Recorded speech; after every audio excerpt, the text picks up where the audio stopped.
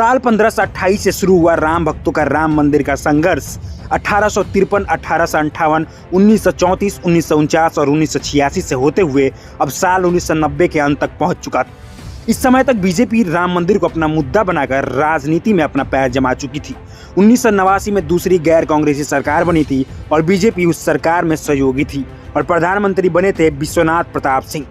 अब उस समय था राम मंदिर का फैसले का। बीजेपी और उसके साथ जुड़े हिंदूवादी संगठनों ने ठान लिया था कि सरकार के रहते हुए राम मंदिर का फैसला हिंदुओं के पक्ष में हो जाएगा। बीजेपी सरकार का समर्थन भी इसी शर्त पर कर रही थी, लेकिन सत्ता में आने के बाद वीपी सिंह इसमें देरी करने लगे। फिर अडवाणी ने राम रथ यात्रा निकाली और बीएचपी ने अयोध्या में कार सेवा का प्लान बनाया। तारीख तय की गई 30 अक्टूबर 1990। अडवाणी की रथ यात्रा भी 30 अक्टूबर को ही अयोध्या पहुंचना था और इसका मकसद बाबरी मस्जिद का भगवा पताका फहराना। लेकिन 30 अक्टूबर को जो हुआ उसके बारे में किसी ने नहीं सोचा था। सन 1990 तारीख 30 अक्टूबर, यह वह सुबह थी जब अयोध्या पर डर और अनिश्चित का माहौल छाया था। अयोध्या में कर्फ्यू लगे 4 दिन हो चुके थे। सीएम मुलायम सिंह यादव ने ऐलान कर दिया था कि अयोध्या में परिंदा भी पर नहीं मार सकता।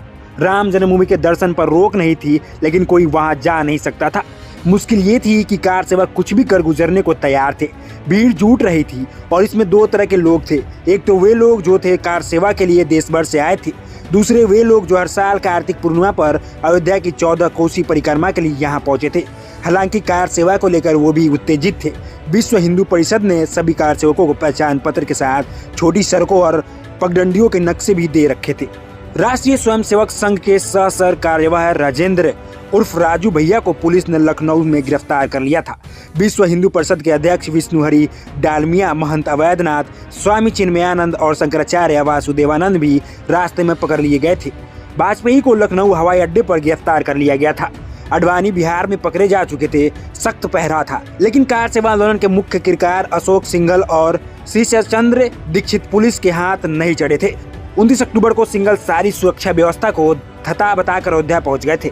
श्रीशचंद्र दीक्षित ने जब पूछा गया कि वह यह कहकर चुप हो गए कि अगर मैं बताऊंगा कि यहाँ तक कैसे पहुंचा तो कोई लोग की नौकरी चली जाएगी। श्रीशचंद्र दीक्षित कुछ समय पहले तक यूपी पुलिस के महानिदेशक रह चुके थे। इस तरह की तमाम खबरों को देखने के लिए आप हमारे साथ जुड़ सकते हैं, जिसके लिए आपको इस चैनल को सब्सक्राइब करना होगा और बेल आइकन दबाना होगा, जिससे आपके पास हमारी वीडियो सबसे पहले आप तक पहुंच जाए। नमस्कार।